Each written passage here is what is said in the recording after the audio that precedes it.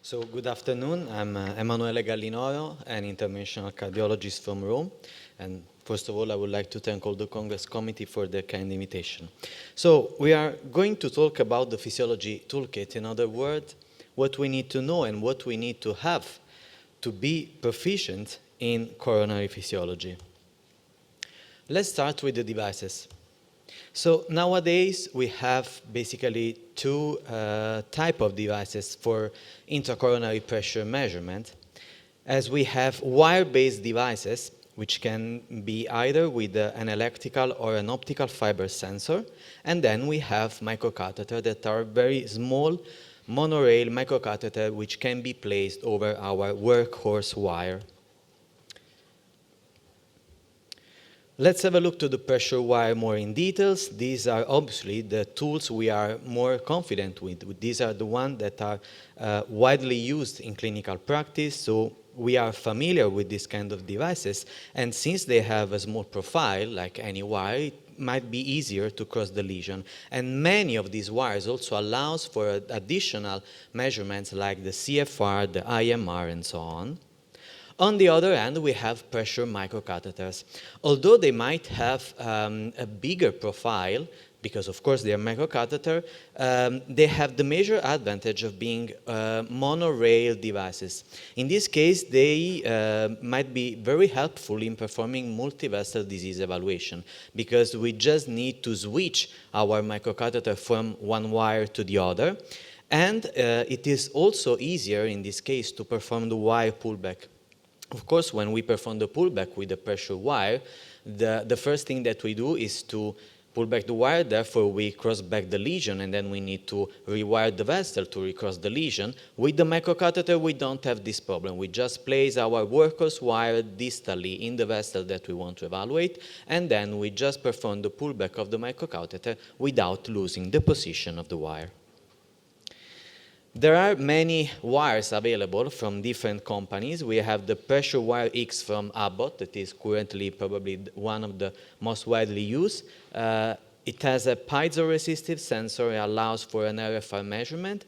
The wire is wireless and also has a temperature sensor that allows for thermodilution measurement. Then we have the Verata Plus wire. This also has a piezoresistive sensor, allows for the IFR measurement as a resting index, and also allows for co-entry registration with the Doppler measurement. Then we have the Comet wire from Boston. The Comet has the major advantage of having an assay tip, and therefore the performance of the wire in terms of crossability, trackability, and torqueability are more or less the same as we have with the regular workhorse wire. Then we have the OpSense, the OptoWire tree from OpSense Medical that has a fiber optic sensor. And finally, we have the WireCut from Cavis. This is a fluid-filled wire and has the peculiarity of correcting the FFR value for the hydrostatic effect. We will not go too much into details. Then we have two kinds of microcatheters available in clinical practice. We have the Navus 2 by ACIS Medical, with the crossing profile of 1.68 French and the taper tip, and then we have the True Physio microcatheter from Insight LifeTech with the 1.56 French of crossing profile and the piezoresistive sensor. Now let's have a look again in details to all the procedural steps that we need to do to achieve a good FFR and physiological measurement. So first of all, let's start with the zero. So we are in the cath lab, we unpack our pressure wire of our microcatheter, we put it on the table, we flush it, and then we have to zero both the PD and the PA. Then we take our pressure wire or microcatheter, we advance to the guiding catheter, and we carefully place the sensor, the pressure sensor, at the very tip of the guiding catheter. At this point, we need to perform the equalization. In other words, we need to be sure that the PD-PA ratio equals 1. Basically, with the equalization, we test the two systems to talk the same language. Then we cross the lesion with the wire or with the microcatheter, and we place the pressure sensor in the distal part of the vessel. At this point, it is usually a good practice to collect an angiogram, to save an angiogram, in order to save exactly the position of the wire, which might be useful for future reanalysis. At this point, we can record the PDPA, the non-hyperemic pressure ratios, and after administering the hyperemic agent, we can record the FFR. Well, at this point, we have already seen that we have several non-hyperemic pressure ratios available. And basically, we have the RFR, that is calculated as the lowest PDPA over the entire cardiac cycle. Then we have the IFR, that is the average PDPA calculated during the wave-free period. Then we have the diastolic flow ratio, that is the average PDPA calculated when the PA is low than the mean PA. Then we have the DPR, that is the average PDPA over the entire diastole. Then we have the CRR, that is derived by the PDPA. And finally, we have the PDPA, that is calculated over the whole cardiac cycle. With different companies, so different tools allows a calculation of a different resting index. But at this point, one should raise the question, but is there any difference between these resting indices? The answer is no. This is an interesting study published in JACC in 2017, made by the group of Eindhoven and Hals together. And what they found was that whether they are acquired over the whole cardiac cycle or in a specific phase of the cardiac cycle or in a specific phase of the diastole, basically all these resting indices have the same diagnostic accuracy. Once we have our FFR measured, we can perform the pullback. So with the pullback, we get an important information that probably we have already seen in the previous presentation, that is the functional pattern of disease. We can perform a pullback either during resting or preferably during hyperemic condition. And the two functional patterns of disease which may encounter in clinical practice are focal lesion and diffuse disease. Actually, there is the third one that is a mixing of the two, but these are the main two patterns. And let's see what happens when we perform a pullback in the presence of focal disease. As you can see here, during the pullback, we observe a focal step up, a focal pressure loss. In case of diffuse disease, we do not have any focal step up, but rather the pressure loss is quite uniform across the vessel. As they already explained in the previous presentation, by doing the hyperemic pullback, it is possible to calculate the PPG, that is a dimensionless index ranging from 0 to 1, where basically 0 means diffuse disease, 1 means focal disease.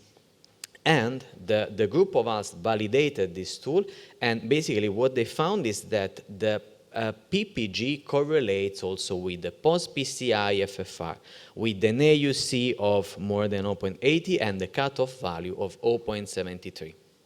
In other words, the higher the PPG, the more focal the disease, the higher will be the post-PCI FFR. Now, we need to choose which hyperemic agent we want to use. Of course, this depends on the availability of the agents that we have in our cath lab, but basically we have the adenosine IV, which is the one that has been used historically in the first paper based on the FFR. This can be administered intravenously, preferably through a central line, and provides a stable, steady state hyperemia. However, we need to wait approximately 1 to 2 minutes before achieving a stable, steady state hyperemia. If we want to be faster, adenosine can be administered intracoronarly. However, the duration of the hyperemia will be much shorter, of approximately 5 to 10 seconds. That will not be enough to perform, for example, the pullback. Then we have the papaverine intracoronarly, that is the one that I usually use in my routine clinical practice. Is very practical, and the hyperemia lasts for approximately 30 to 60 seconds. That is long enough also to perform a pullback or even a bolus thermodilution measurement. Then we have the nicorandil. Nicorandil is not really available in all the countries, and moreover, it has a short plateau duration of the hyperemia. And finally, we have the regardenozone IV that has actually an unpredictable response in the way that the duration of the hyperemia with the regardenozone is really unpredictable, ranging from 10 seconds to 10 minutes. And moreover, regardenozone is also quite expensive. And finally, once we have selected our hyperemic agent, we have to decide what to do. In other words, we need to read and to interpret our result. And for that, we have different console according to the tools that we are using. So here you can see the console, the interface of the console from Philips, from Insight LifeTech, Abbott Coroventis for the Pressure Wire X, from Opsense, from Aegis, and so on. So, and here I'm moving towards the end of my presentation. In summary, we have seen that we have a range of tools in our toolbox that we can use to perform intracoronary pressure measurements. We can use either resting on our hyperemic indices, but what is important is to know pros and cons of each one, as well as the pitfall that we may encounter with these indices. And the third, standardization is key, especially in the very beginning of a physiology program. It is extremely important to be very consistent, to perform step by step in the same way and in the same order, because this is the only way we have to become confident and proficient in coronary physiology. Thank you for your attention. Thank you, Emanuele. So we have 3 minutes for questions, discussion. Direct? Just a question to you. How often do you have a borderline results in your cath lab according IFR or DPR, and then you have to switch definitely to adenosine? You mean borderline or discordant cases between? Yeah. So basically, more or less, it's about 20%. Let's say in 20% of cases, I usually have discordance between resting and hyperemic indices, and this usually happens especially for LAD vessel and when we have a bigger mass subtended by the lesion, actually. And then finally, you believe value of FFR, right? Yeah, I will take on it honestly. I think that there was a mistake on one of the slides with the hyperemic agents, because for right coronary artery we use less papaverine than for left. You're right. I just noticed 7 to 10 and 10 to 15. Absolutely. Yeah. Absolutely. By the way, for our patients in our cath lab, we use papaverine 20 milligrams in LAD. And it's perfectly okay with how many survive? With all of them, with the strategy, as I said, I personally give 150 lidocaine 1 or 2 minutes before giving papaverine, and the patients are perfectly well. And I will ask, just we discussed now by messages with Dr. Mileva that we will prepare very fast. We will collect our patients, because if I count well, for the last 3 years, we have more than 500 patients done in this way. So I promise you that probably for the next TCT, we can report the data about this one. Because I know that very many people are afraid of this VT, and this strategy, the author is Valery. In 2010, we started with him to do this tactic, just because we don't have adenosine. And after 2 VTs, he said, Dobrin, why don't you take a lidocaine? And we tried, and it was amazing effect. And we are doing that 15 years from there on. But I hope, I think that Emanuele will publish it in 1 month, but for us, even 15 years are not enough. I don't know why you were so when you are so pessimistic with papaverine, because in the beginning of my career, I used papaverine very, very often, and of 500 cases, we had only one case with ventricular tachycardia. So it's not so often. I don't know whether there is a need to let's say, to administer this lidocaine for everyone. I don't know how does it impact the microcirculation. Do we have any study on that? If I can tell you from my personal experience, I do around 500 FFR measurements per year, very continuously. So in the last 10 years, I had only one case of fibrillation, ventricular fibrillation after bolus of adenosine. Mhm. One case of nearly 5,000. Well, actually, Can happen. Well, we are doing maybe 1,500 per year, and we have more, definitely. but if I may say, the rate is actually approximately 1% or even less. But in any case, every time we had one, in those few cases, either is self-terminating, the BF, in many cases, or you're just shocking and nothing happened. Zot? Yeah, congratulations for this very educational presentation. Is there a limit to how many times you can actually repeat IC boluses of papaverine to keep it safe, or do you pay attention to not mixing it with the contrast, or is there any other recipe that you can avoid? Because of course it's a very low percentage, but still we want to keep it as safe as possible. Yeah, well, probably, of course, flashing the line is always a good practice. And honestly, I would say that there is no limit. I mean, especially when I was a fellow in Aalst, and we were used to perform this kind of measurement several times in a patient, you know, either for protocol or studies. We were used to do first the FFR, then repeat it after the PCI, and then perform bolus thermodilution before and after PCI. And honestly, either if you repeat it 4 to 5 times, it was perfectly safe. We are doing up to 8. Dr. Velikov, who is sitting there, had a record for our lab. Okay, so thank you so much. And I would like to ask Juan, he's here, just to give the next talk about the coronary physiology in acute cases. Thank you very much for the kind invitation. Probably you know already that this is the leitmotif of the Rhine River in Wagner's tetralogy, The Ring of the Nibelungs, which inspired partially Tolkien's work. And Koblenz, the city where I've been working in the last years, is lying close to the Rhine River. So we always start by this. So it's a challenging topic today, which is coronary physiology in the acute patient. I have subtitled it the Marne of physiology, of coronary physiology. We will explain why later.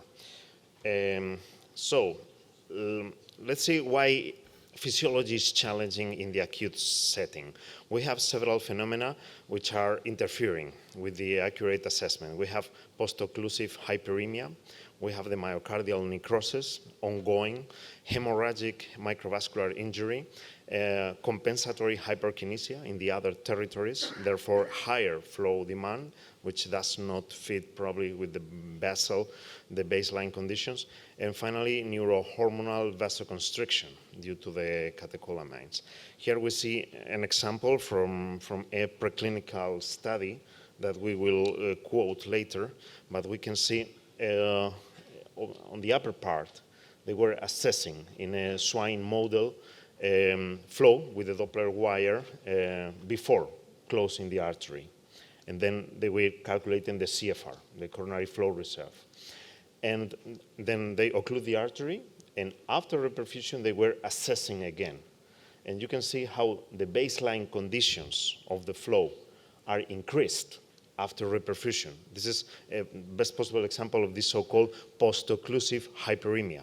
After the artery has been occluded, this occlusion induces spontaneous hyperemia. And that's the reason why the baseline parameters are increased and the CFR, the coronary flow reserve, is decreased. not because the flow is less, but because the comparator at baseline is increased due to this phenomenon. We could not talk sufficiently, but basically, for instance, if we pay attention to the neurohormonal vasoconstriction, this induces an overestimation of the severity. If we use angiography, and there are several reports in this regard. Hanratty, I think, is the best known example of them. The post-occlusive hyperemia we have seen in the other slide that is responsible for, explains why all the indexes that compare with baseline appear artificially decreased, while the hemorrhagic microvascular injury and the partial myocardial necrosis might explain why the FFR underestimates the severity in that scenario. We will try to go quickly on all of them. We will review a little bit the preclinical evidence, which is a little bit puzzling, but we will try to make it a little bit systematic. First of all, let's see this study that we have previously explained. They are comparing the phenomena in ERA, which is the infarct-related artery, versus the non-ERA artery using Doppler wire. As we explained, they find that the CFR, the coronary flow reserve, appears reduced after reperfusion. We have explained why. But very interestingly, this happens in the ERA artery, but the non-ERA arteries mimic somehow the same phenomena at a lesser extent. But we can find the same phenomenon that in the infarct-related artery in the other vessels, according to this study. Here we have, what about using pressure wires? These authors from Korea decided, okay, instead of Doppler wire, let's see what happens if we assess physiology with the pressure wire. And you can see here how in the infarct-related artery, FFR and IMR increase notably, but in the non-ERA artery, the authors do not find significant changes while the artery is occluded, during the occlusion, experimental occlusion of the artery. So it seems to suggest that we have a chance to assess physiology in the non-ERA artery. More interesting, the same study, the authors analyze rest indexes. Notice that it is published in 2018, so the rest indexes were already in the portfolio, and in the blue and lila lines are the baseline and the rest indexes. And notice how they do not change in both the ERA and the non-ERA artery. So according to these authors, this gives us some hope to use rest indexes to assess physiology, at least in the non-ERA artery or in both of them. So once we have some hopes in the rest indexes, the same authors published 2 years later a different study and contradict themselves.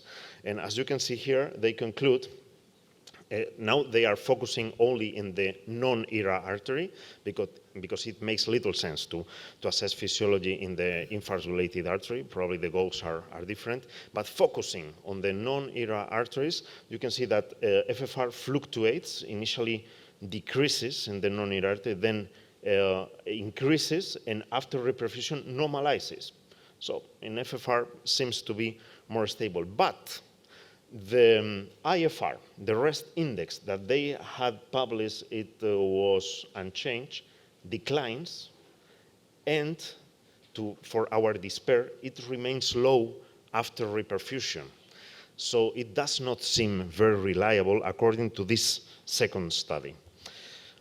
So let's try to see what happens in the human, in the real clinical cases after this puzzling and contradictive evidence coming from preclinical studies. Okay, so probably you are thinking about the question, so what about skipping a little bit the acute phase? How long do we need just to get again normal physiology and have a predictable response? These authors, again, are using, new authors, are assessing this in post-STEMI patients, and they analyze FFR and IFR in the acute setting and at follow-up, with a mean follow-up of 31 days. 31 days. And notice how FFR appears artificially increased in the acute setting, and then decreases at follow-up, and IFR remains, there are no significant differences, but the study design does not allow to know whether IFR remains unchanged, as one of the preclinical studies suggested, or whether the IFR decreases and remains low after quite long at follow-up, as the second study suggests. So we remain with the doubt. Importantly, if we look at this and we compare the classification of the lesions performed at the acute phase and at follow-up, irrespective whether we are using FFR or we are using rest indexes, we would change the classification in 1 out of 5 lesions that we analyze in this acute setting. So it seems a little bit discouraging. Let's see now some studies that encouraged us to use physiology in the acute setting. First of them is the Dynamic 3 pre-multi, which is 627 patients with STEMI undergoing primary PCI, and they used FFR to assess the severity of the non-ERA, the non-infrarelated artery. The primary endpoint was patient-oriented composite endpoint, and see how the benefit of assessing with FFR the non-ERA artery and performing complete revascularization accordingly clearly improved the clinical outcome of these patients. Similar result, similar design, and similar result also is how was it? Compare acute study, 885 patients with a similar inclusion criteria, and it's also endpoint is POTSE plus cerebrovascular event, so-called MATSE. Okay, and you can see how the complete revascularization under FFR guidance improved clearly, dramatically, the clinical result. Recently, computational physiology has mimicked the design in the FIRE trial, which has bombed us in the social media every day with updates and results. And they selected STEMI patients undergoing primary PCI older than 75, because otherwise it would have been unethical to randomize patients to non-complete revascularization. At that time, it was already obvious that we had to perform complete revascularization in STEMI patients. They are using QFR instead of wire-based physiology, and again, they have a clear, statistically significant clinical benefit. It's not so dramatic as in the previous studies, but still statistically significant. Important, in this study, the assessment could be done within the first 48 hours, but only 1/3 of the patients underwent the assessment at the staged phase. 2/3 of the patients were assessed in the acute phase. So, what's the problem with all these 3 studies? That they are mixing the effects of the physiology guidance with the effect of the complete revascularization. So we cannot be sure whether the clinical benefit that we have seen in the outcome is due to the complete revascularization or to the physiology guidance. After that, there were several publications, but probably the most relevant one is this study, Flower MI, which isolates the effect of physiology and skips the changes in the acute phase, because it was allowed to assess the patients I think it's within 5 days of the acute, of the index procedure. Actually, 96% of the cases were assessed with physiology at a staged intervention. disappointingly, if you look the curves, there are no significant differences, but numerically, the physiology guidance after STEMI seems to perform slightly worse than pure angiographic guidance. And finally, to put the last stone on the tomb of physiology in the acute coronary syndrome setting, this meta-analysis performed on several trials. It does not include the flower MI, but all the trials that assess the completeness of revascularization. If you see here, the benefit comes from all the trials that were using what the authors call AVI, which is angiographic visual inspection, so angiographic guidance, and whilst the trials that use physiology guidance, FFR guidance, are not so significant. That's the reason why the usage of coronary physiology is officially discouraged right now in the acute setting. I'm open to discussion, that I'm pretty confident that people will have some discrepancies on this regard. So, a summary of the, let's see what the ESC guidelines are recommending. So, for the STEMI patients, regarding the infarct-related artery, there is no indication to use physiology, and it's even reflected in this class 3 indication. Once you treat the culprit lesion, there is no point to use physiology to assess a more distal or a more proximal lesion in the culprit vessel. It's not the setting to get predictable and reliable assessments. And actually, in the acute setting, the goal is different. It's sealing the plaque, stabilizing the plaque, but not using physiology to complete the revascularization. And regarding the non-ERA vessels, they recommend complete revascularization within 45 days, so in the acute setting, but guided by angiography, by visual estimation. They discourage officially the usage of physiology to take this decision. This is the official recommendation based on this evidence done by the guidelines. What about the NSTEMI or non-ST elevation acute coronary syndrome, including also the unstable angina? In this regard, the evidence is not so compelling as the one we have seen, and the indications are not so strict. But basically, we still discourage the usage of physiology for the infarct-related artery, because the goal of the intervention is probably different to the one that we are dealing in chronic coronary syndromes. And more interesting, regarding the non-ERA artery, they recommend complete revascularization, but in the case of NSTEMI, they recommend to do it preferably at the index procedure, as it's written there. And the usage of physiology, they give physiology a minimal role. They granted a 2B indication, so if you want to use it, you can do it, but without compelling evidence that it is going to bring additional benefit as compared to the visual estimation. That's the reason why I called the acute coronary syndrome the Marne of the coronary physiology. In World War I, the German army was gaining all the battles that when they started the war in 1914, and Paris was actually about to fall. The plan of Moltke, the nephew of the famous general with a monument in Berlin, the nephew was in charge of the Western Front, and the plan was surrounding Paris by the West, and then letting the French army to capitulate. But a French spy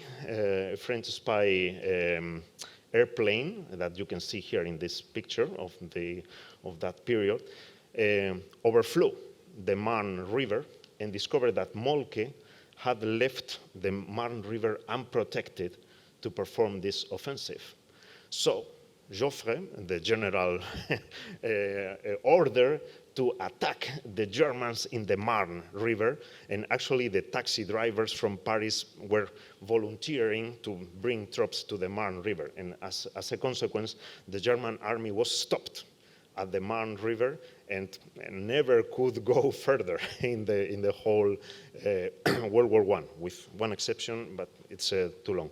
And this is similar to physiology. We have listened here that physiology has won systematically all the battles performed in all possible scenarios, better than optimal medical therapy, better than angiographic guidance, all possible settings, all patients, unstable, whatever. But in the acute coronary syndrome, physiology seems to have the margin, and we are not able to find the way to pervade this coronary setting. Thank you very much for your kind attention. Well, that was spectacular, definitely. Just one question to you. Could you imagine how many millions of PCIs worldwide will be avoided if we use now for 25 years FFR as a guidance? Avoided. You know, I'm skeptical about that concept that the usage of physiology reduces the number of interventions, of stents. Actually, if you measure the proximal LAD, you get a lot of surprises. I mean, many lesions that seem intermediate, irrelevant, and that you measure just to get rid of the patient, complaining all the time, etc., just as a surprise, they have a positive FFR value. I mean, there are many studies that say, okay, we perform physiology guidance and we reduced the number of interventions. What I can tell you in our cath lab, if we just take 100 patients with some borderline lesions, so we will have after 100 cases, which we 10 years back, all cases will be stented probably. So we have now stenting rate of around 30-35%. So 2/3 of patients are not required to be stented. Thank you very much. Just come back to the acute coronary syndrome situation. I have the question: how do you manage this problem, this Marne, let's say, event in your cath lab? So I mean, just dividing the ACS population for non-STEMI and STEMI, because for years we believed that it's very convenient by reduction of time to decide whether we need to continue revascularization for multivessel disease and geographically significant. So how do you manage right now, taking into account all of this knowledge that you share with us? I think it's difficult to give a very taxative answer to that, because if you say, okay, I still use physiology, people can say, well, the evidence points in the opposite direction. And they say, well, I trust my eye and eyeball, so how can you trust eyeball, which is not working in stable coronary artery disease? So for me, it's still an open question. In most of cases, I try to combine other information. For instance, echocardiography, the echocardiography. If I see a poor function or whatever, okay, then I tend to revascularize and see whether I can improve something. The frailty also of the patients, or the likelihood to comply with the medical treatment. In that case, I maybe tend to be more conservative. But particularly in the setting of NSTEMI, and for instance, some STEMI patients that are referred later on, I do not hesitate to use physiology guidance at a later stage, because I think it's more reproducible, more objective, etc. And guidelines sometimes are too constrained to become a legal reference document, and they are not so free as we are to think in the globally on the patient on a holistic way and to provide him the best possible solution. I just, if you allow me, just to remember that practically the basic assumption to use FFR is that you have a maximal distal vasodilation, which in acute coronary syndrome with induced hyperactivity of sympatico of all this vegetative nervous system with inflammation and with increase in troponin, with interstitial edema, which is very difficult to define the region.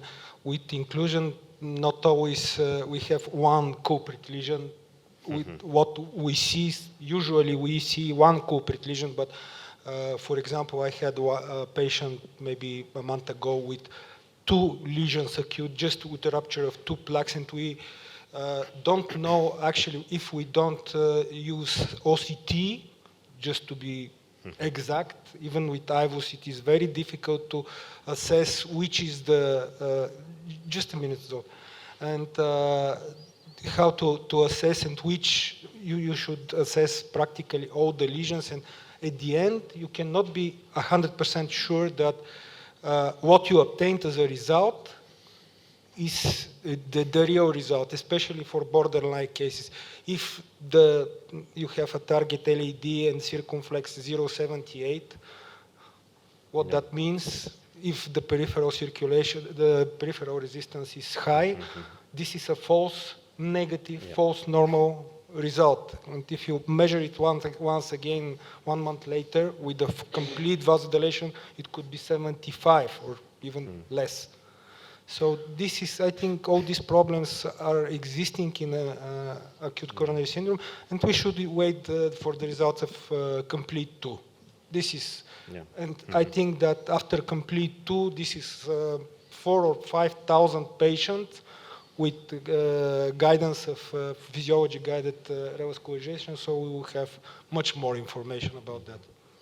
And maybe I can also point out that a theoretical possibility open in the near future is computational physiology with some limitations. Because computational physiology calculates only based on the epicardial vessel. It's not taking the resistance into account, it's not taking the microvascular damage produced by ischemia into account. So in general, this is a flaw of the technique, but for some settings, for instance, for the donor artery in a chronic total occlusion, they are not taking the outgoing flow of the collaterals into account, so it might be theoretically more precise. And the acute coronary syndrome might be a specific scenario where it might work also well.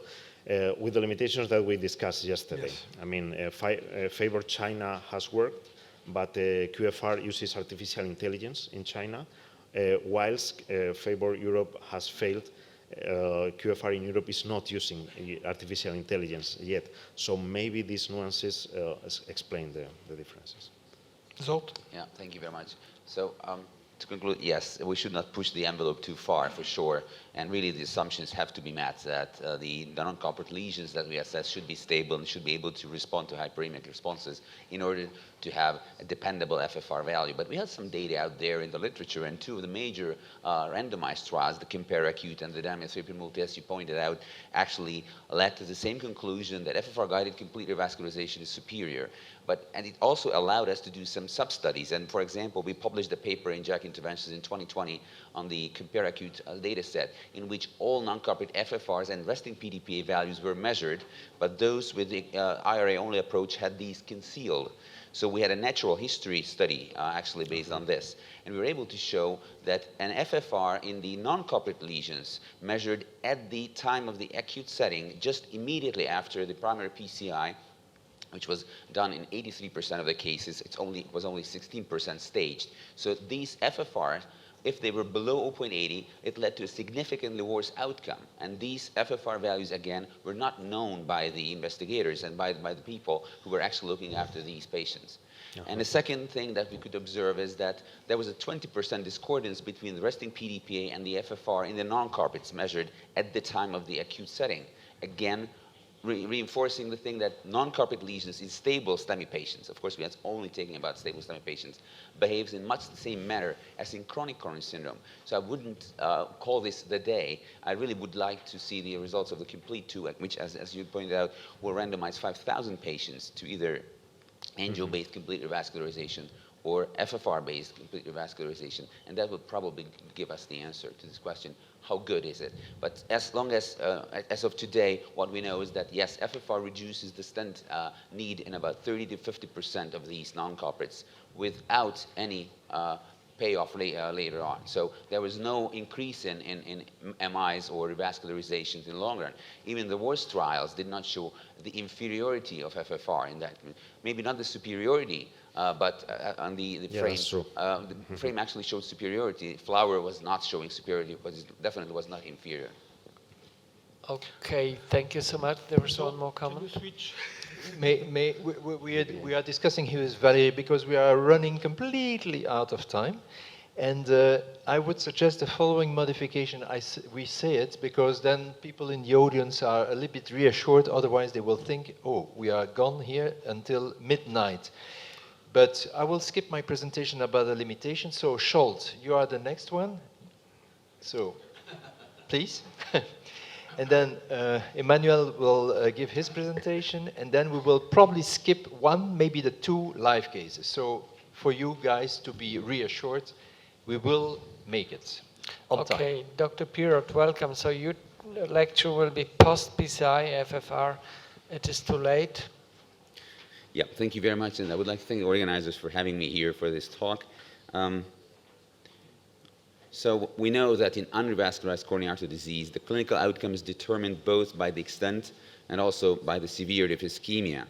And this is the paper that I alluded to in one of the discussions that Emmanuel Barbato actually published in 2016 in JACC, showing that there is a linear and an inverse relationship between the FFR value in the non-revascularized coronary arteries and the MACE rate in the long run. So the first pertinent question to my talk is how old is the idea of functional assessment of the PCI result, and actually it's as old as PCI itself. Because as Anders Grünzig is shown here, he actually measured the pressure gradient, of course, by the bulky balloon he had at the time. So the first question, and I will pose 4 questions and try to give 4 answers to those 4 questions. So why bother to measure post-PCI FFR? And the strongest evidence comes from this meta-analysis by Huang and Korean group, an international collaboration actually on 28 studies, close to 6,000 vessels. And what you see is that there is a continuous, nonlinear inverse relationship between MACE rate, or target vessel failure for that matter, and post-PCI FFR. If we dichotomize, which we tend to do, we found the best cutoff value of 0.86, and those below this value had a 66% higher chance of a target vessel failure compared to those with a higher post-PCI FFR value. And the same thing is true for hard endpoints as well. Of course, here even less events are noticed, and therefore the line is even flatter. I would like to call your attention to 2 small details on these figures. First, there's a huge scatter, and second, that both lines are pretty flat. So yes, there is a relationship between prognosis and post-PCI FFR, but it's a little difficult to take it to the patient level. And a word of caution comes from our analysis, which was part of this meta-analysis, that even though we could establish a best cutoff value to predict outcome in the FAME2 patient population, but the specificity was as low as 43%. So individually, it's quite difficult to make decisions based on that. And another meta-analysis by Carlos Colette and colleagues on 9 studies and over 3,300 patients, vessels, shows that it's post-PCI FFR which matters in terms of determining the prognosis and not pre-PCI, because the adjusted hazard ratios is non-significant for the pre-PCI, only for the post-PCI. Another interesting question is whether what we make of the difference between the post and the pre, i.e., what we gain by the PCI in terms of functional assessment.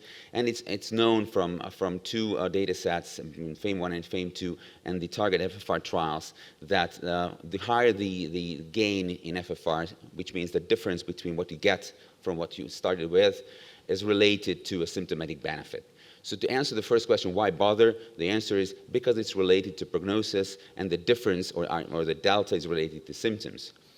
The second question, if you do a good PCI by angio or even intravascular imaging, why is FFR not perfect? Why is it not reaching 1? And there's a huge list of possible explanations for that, and probably in our practice today, the most prevalent being diffuse coronary artery disease. But of course, there are others in the list. Other circumscribed or unnoticed or neglected lesions may play a role. Suboptimal placement, of course, is an important thing to consider, and technical issues are there. And theoretically speaking, even a large collateral supply to contralateral CTO might be leading to a lower FFR, but there are conflicting results and data on that. So today, what most of our patients that we see in the lab is like this. They have diffuse coronary artery disease, even if you don't appreciate that well enough, with superimposed focal lesion, which catches our eye, of course. We place the pressure wire, we take a measurement, it's positive, we are very happy that we are able to do a PCI, and we know what to do because we're always focused on the focal lesion that we find on the angiogram, and we do relieve that gradient, but of course the remaining will be there, leading to a low post-PCI FFR, and we are a little bit unhappy and probably leading to the low application of post-PCI FFR. This is shown here, a slide that I got from Bernard, showing a diffuse disease, which we know up front. If you do PPG measurement, we know that this is a very diffusely diseased vessel, even if you don't appreciate that on the angiogram.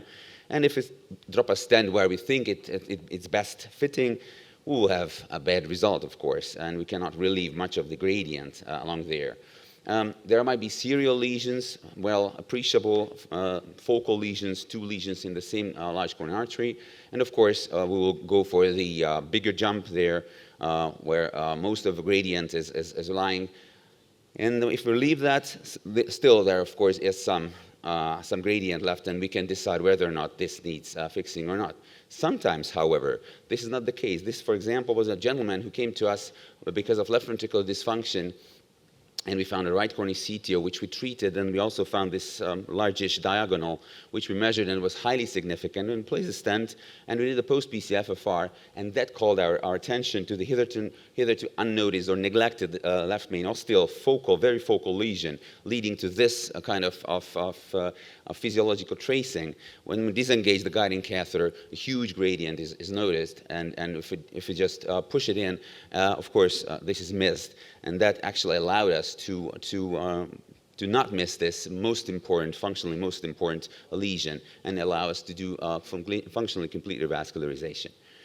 Stent under expansion might be picked up by pressure measurements, and if that is the case, of course, that's probably the easiest thing to fix with post-dilatation by a non-compliant balloon. But I would rather caution that this is pressure measurements is probably not the best and not the most sensitive tool to appreciate stent under expansion. And of course, we should not forget about the importance of technical problems, most important of which being drifts. This comes from the contrast study with over 600 pullbacks, and as you see, about 10% of the measurements, close to 10% of the measurements will have a drift of more than 0.05. One word on hydrostatics and other things that we actually discussed this morning. Yes, we know that LAD course is superior to the aortic root in a supine patient, and therefore the measured pressure there is going to be lower, and the opposite is true for the circumflex. And the right coronary arteries, this partly explains why we always have a lower post-PCFFR in the LAD as compared to other territories. But even equally important, or even more important probably, is the volume to mass ratio. which means that a larger myocardial mass is dependent on a less volume in the LAD as compared to other territories. And therefore, these two have a role in determining this. But anyways, the really important question is, can we fix what we have if we have an unsatisfactory post-PCI FFR? And there are a couple of studies on that, not very big studies. The first one being Illumian 1, which had OCT optimization, and that led to a change of 0.04 in terms of post-PCI FFR. The doctors try again applying OCT, led it to a change, a higher post-PCI FFR by 0.02, and target FFR using IVUS led to a difference in 0.02. So do we expect any clinical gain based on these changes? Well, if we go back to the Huang meta-analysis, what you see is that if you have a higher post-PCFR by 0.05, the chances of having a target failure is 1% less. So is that really meaningful? And actually, we have the FFR React trial, which had 291 patients with suboptimal functional result, even though the angiographic result looked perfect, and suboptimal defined by a post-PCFR of less than 0.90. Again, that's something to be discussed.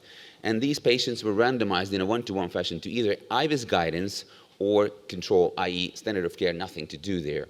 And yes, there was a change in terms of post-PCFR being increased from 0.82 to 0.85, and minimal luminal area and minimal stent area were increased.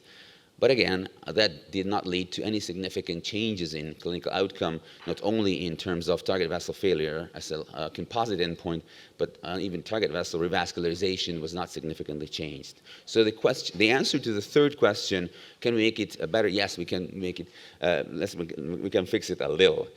Could we do better?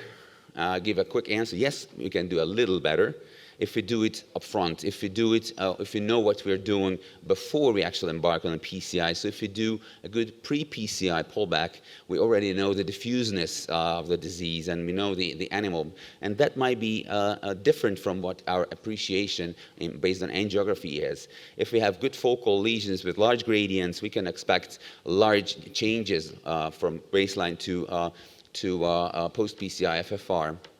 A large delta, a higher post-PCFR, and good outcomes both in terms of symptoms and also in terms of prognosis. If, on the other hand, the pre-PCFR is as low as in the first case, but it's very diffuse, we cannot expect a large delta FFR, we cannot expect a high post-PCFR, we cannot expect too much functional and symptomatic gain and prognostic gain.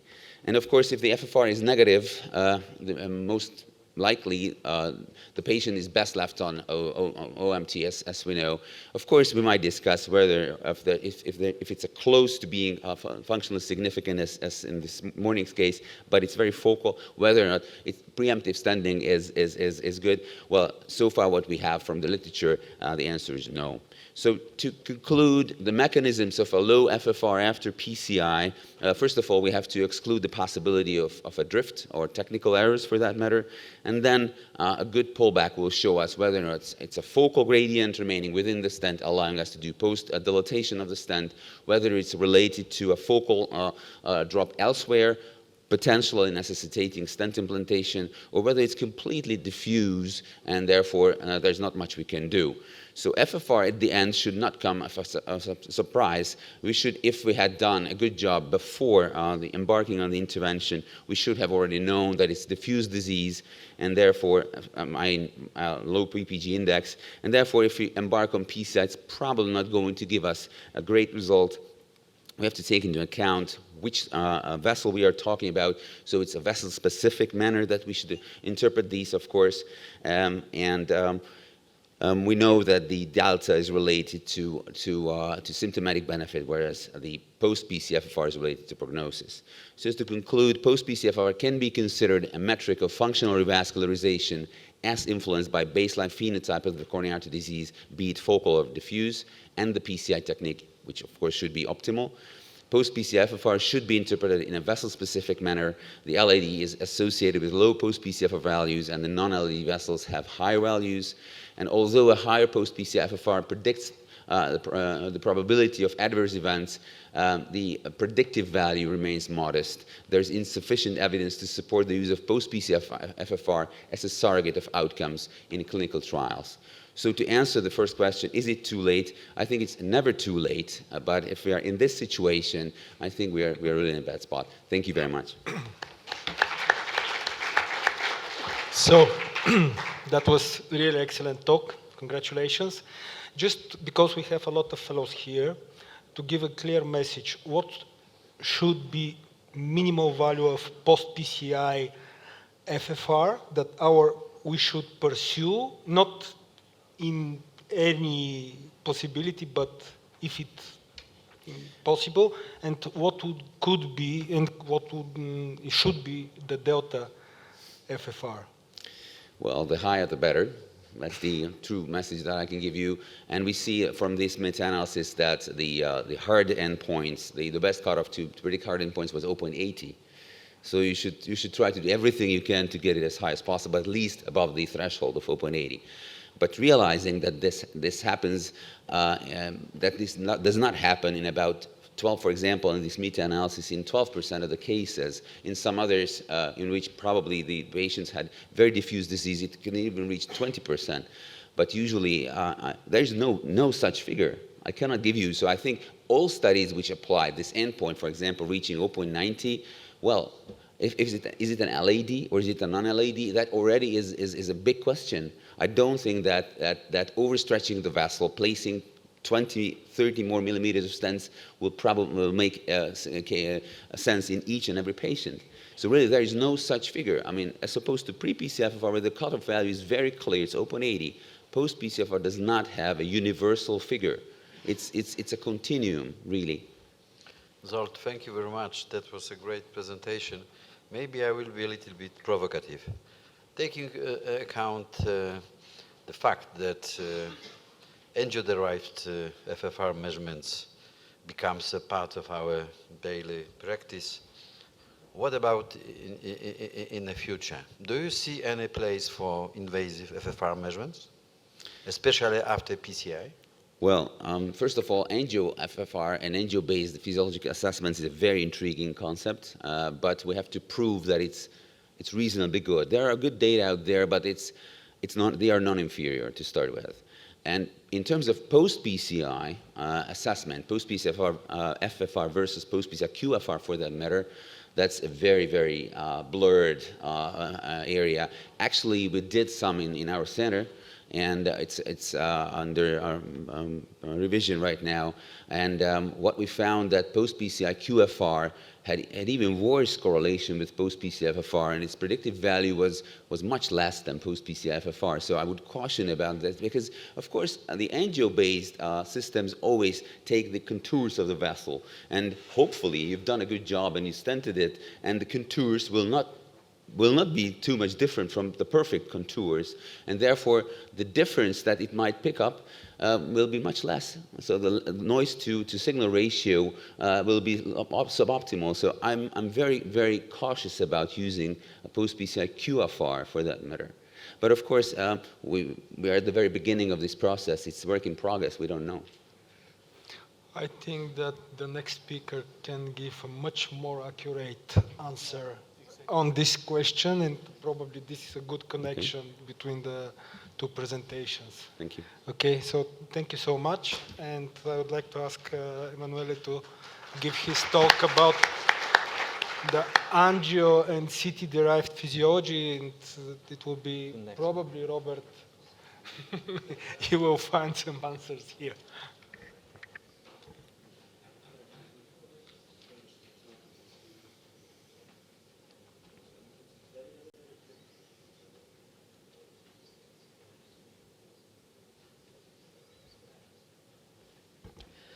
Okay, so there's a lot of interest around functional angiography and FFRCT, so let's try to make this story clear. Let's start with the angio-derived physiology. So, Of course, we all know that invasive FFR is currently the gold standard for the functional evaluation of epicardial stenosis. It has a class 1A recommendation from the guidelines, although it requires the use of hyperemic agent. It was obviously attractive, the idea of deriving the FFR value just from coronary angiography, because this would have resulted into a very fast tool, easy to use, wire-free, drug-free. But let's see how is it possible to calculate an FFR value from the coronary angiography. So there are several assumptions behind it. First of all, the software requires a 3D reconstruction of the vessel. This 3D reconstruction can be made by coronary angiography, like a 3D QCA, and this is why most of the softwares requires two projections between 25 to 30 degrees apart each other. Then the software set the so-called boundary condition. What are the boundary conditions? Are basically fluidodynamic assumptions. And these assumptions are basically three. First, the resting flow is proportional to the subtended myocardial mass.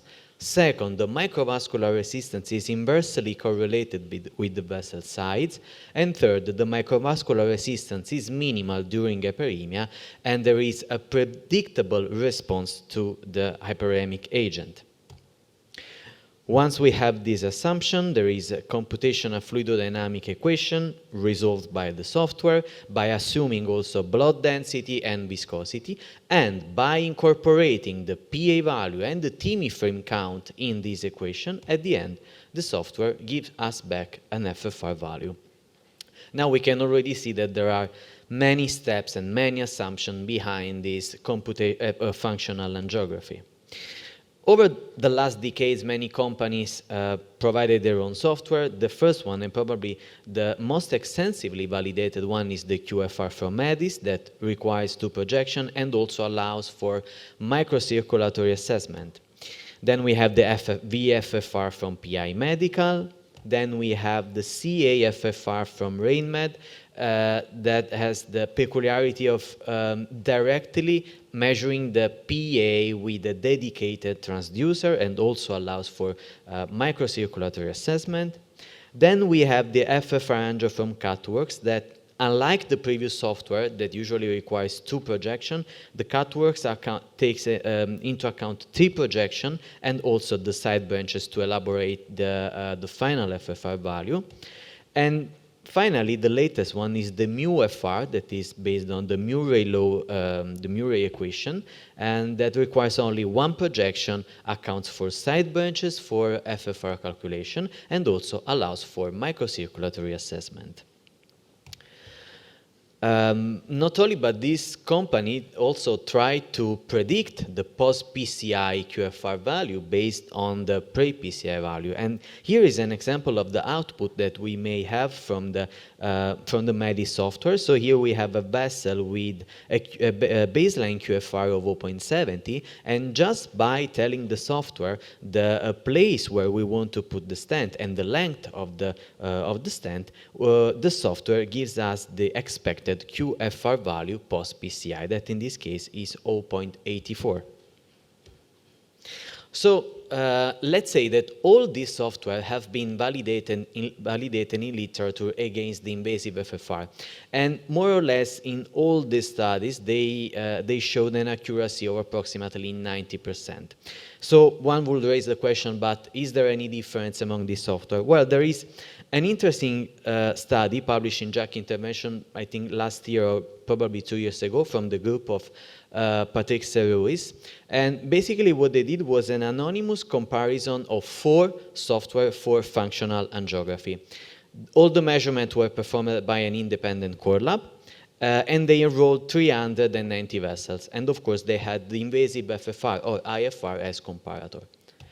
Well, surprise or not, all these software are equal. They all have the same diagnostic accuracy with an AUC of approximately 0.75. So first result is that the accuracy in the real world is actually much lower than the 90% that we were used to have in the validation study.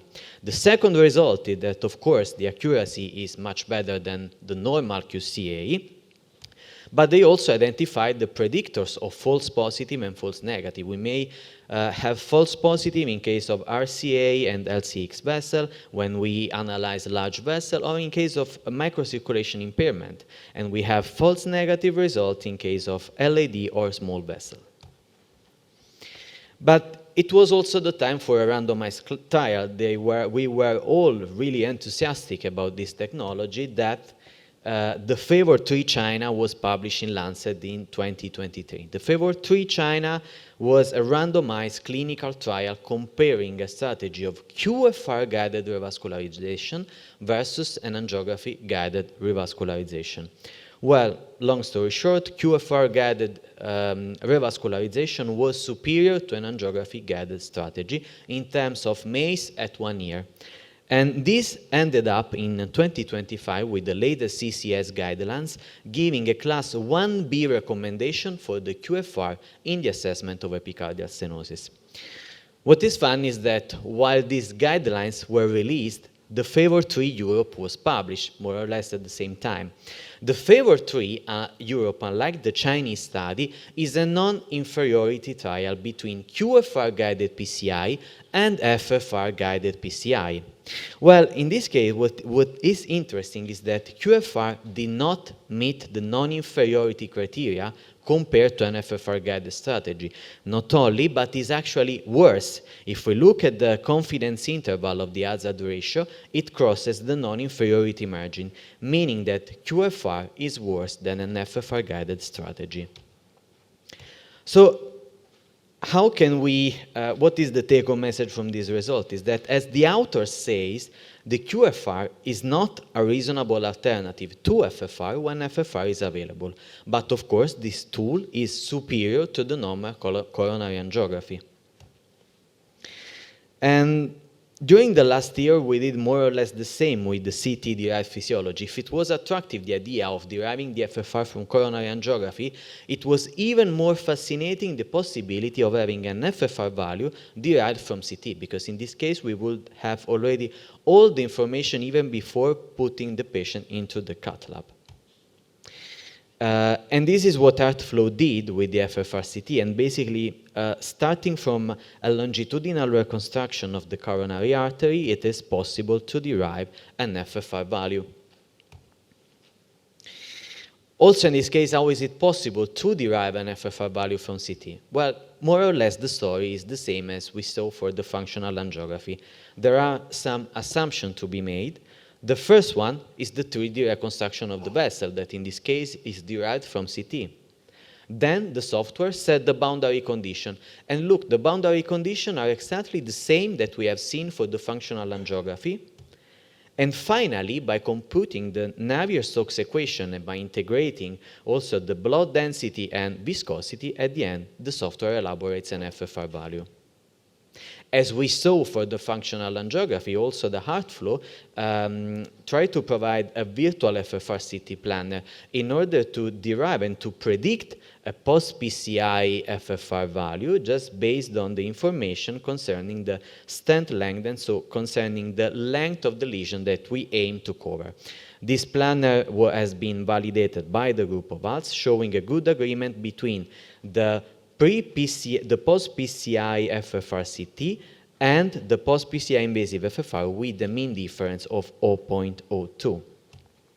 Actually, the diagnostic performance of FFRCT is quite good and is clearly superior to the diagnostic accuracy of the CCTA. If we look at this bar plot on the left side, we have an accuracy of approximately 81% for the FFRCT, that is much higher than the 53% that we have for a regular CT.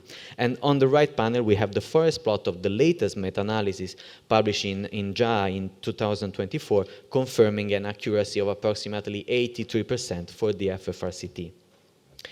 And then we have this very large real-world registry, the Fish and Chips, that has been made in the UK with more than 90,000 patients. Here we have a comparison between an FFRCT versus a regular CCTA. And what they see is that FFRCT, when is available, actually result in an 8% relative reduction in all-cause mortality and a 14% relative reduction in cardiovascular mortality compared to the CCTA. Not only, but FFRCT helps to improve also the efficiency of our cath lab, because when we have FFRCT available, it results in a 5% reduction in diagnostic coronary angiography and increase in 8% in PCI. So at the end, what we see here is that basically FFRCT improves the specificity of the CCTA. But still, we need to consider some limitation of the FFRCT. First of all, the indication. We should not forget that CCTA is recommended by the guidelines in patients at low, moderate risk of coronary artery disease.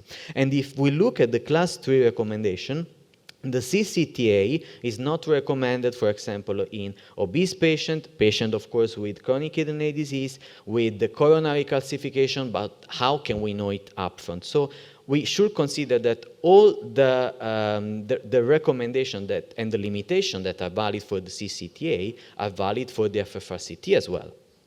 Second, the accuracy of FFRCT might be hampered by motion artifact, misalignment artifact, and blooming artifact.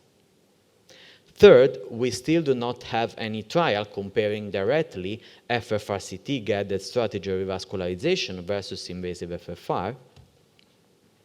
Four, we may have some false positive with FFRCT, especially because the software tends to provide very low value of FFR, especially in the distal part of the vessel. But from a clinical point of view, we know that these may be false positive results.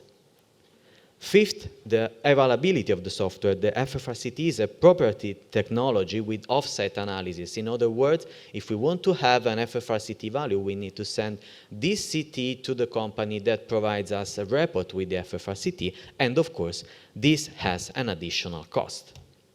Therefore, the take-home message is that both functional angiography and FFRCT are terrific tool, but they improve the specificity of invasive coronary angiography and CCTA. That both methods have pitfalls and limitations that should be considered and that we must take into account when we use them. And of course, we should not think of them as substitute of the invasive FFR, but rather as enhancement of the technologies they are derived from. Thank you for your attention. Thank you so much.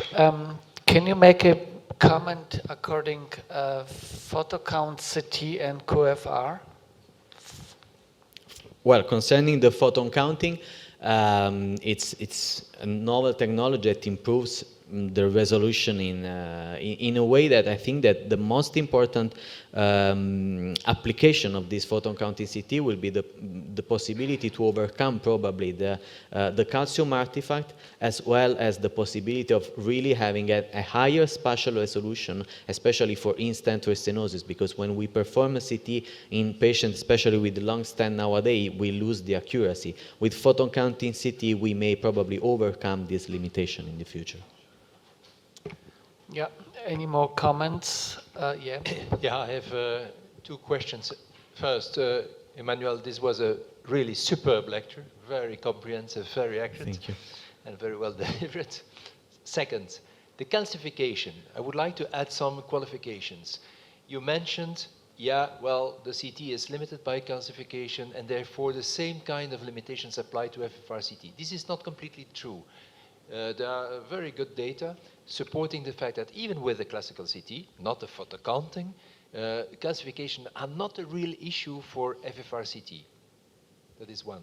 Second, you also said that's a problem. We have to send the data to somewhere in California, like if you had really to send a CD to California and to wait for 6 weeks to have the answer. It's not like this. The radiologist is in front of the screen. When he doesn't know exactly what to do with the CT, he just has one button to click, and then the CT is sent to HeartFlow, and it comes back within 24 hours with the analysis. In our institution, when we do the same to obtain a MIBI SPECT, I agree, MIBI SPECT is rubbish and you should never ask that, but nevertheless we still ask them sometimes. It takes 6 weeks before we have an appointment. Absolutely. So it is really a non-issue, these offline, let's say, sending the images somewhere else.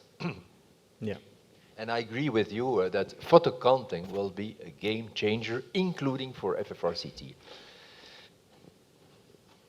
Of course, photon count CT will have much higher X-ray dose, but however, the resolution is like in IVUS pictures. Okay, thank you so much.